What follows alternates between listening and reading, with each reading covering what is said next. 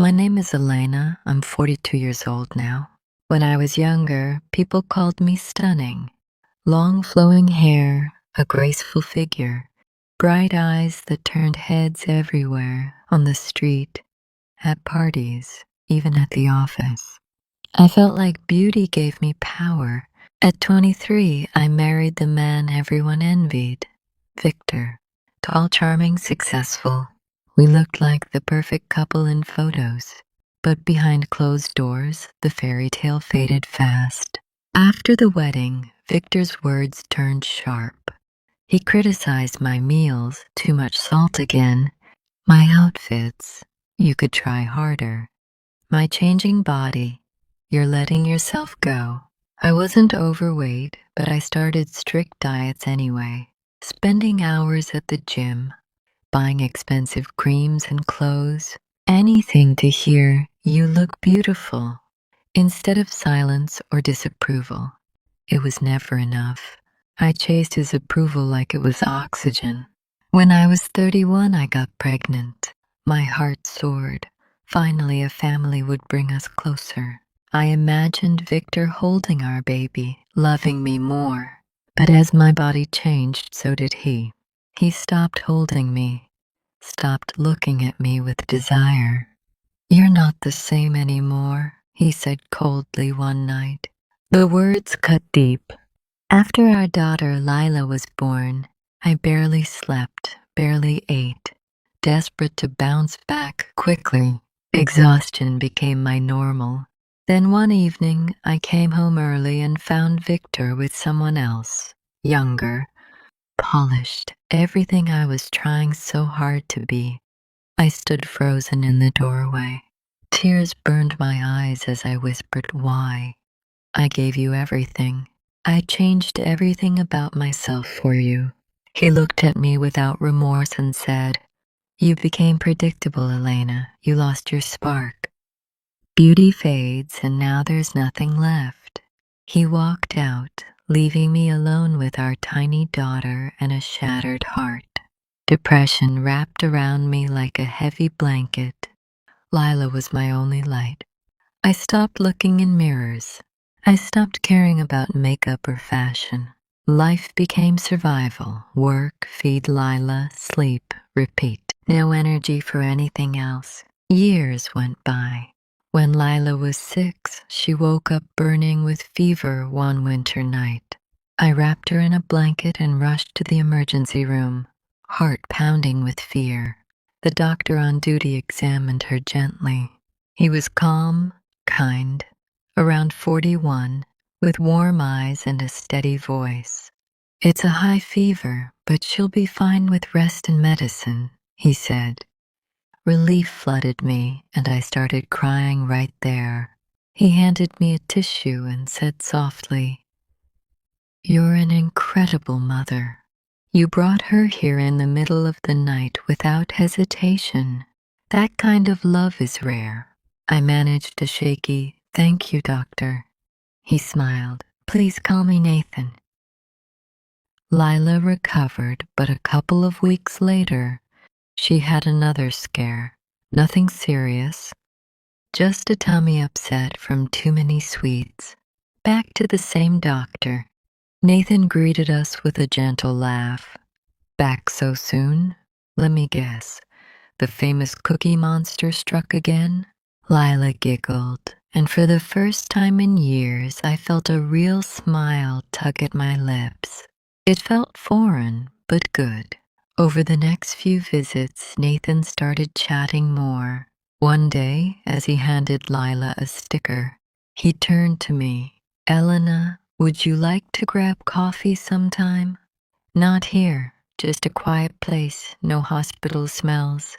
My heart raced with excitement and terror. "I don't think so," I said quickly. "Look at me. I'm older now, tired, not beautiful anymore.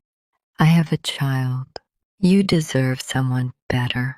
He looked straight into my eyes, no pity, just honesty. "Elena, when I look at you, I see strength. I see a woman who runs through the night for her daughter. I see kindness, resilience, a heart that loves deeply. That's what draws me to you. Not a perfect face, but a real soul. I didn't believe him at first, but something in his voice felt safe. I said yes to coffee. I was so nervous I spent hours getting ready. Best dress, makeup, hairstyled perfectly. At the cafe, Nathan looked at me gently and said, "You look lovely, but this feels like a mask." The real Elena is the one who shows up, exhausted at 2 a.m. with messy hair and worried eyes, still putting her child first. That version is breathtaking. Tears came without warning. No one had ever said anything like that. We talked for hours. I told him everything, the criticism, the betrayal, the years of feeling invisible. He listened without interrupting. Then he shared his own story. I was married once too.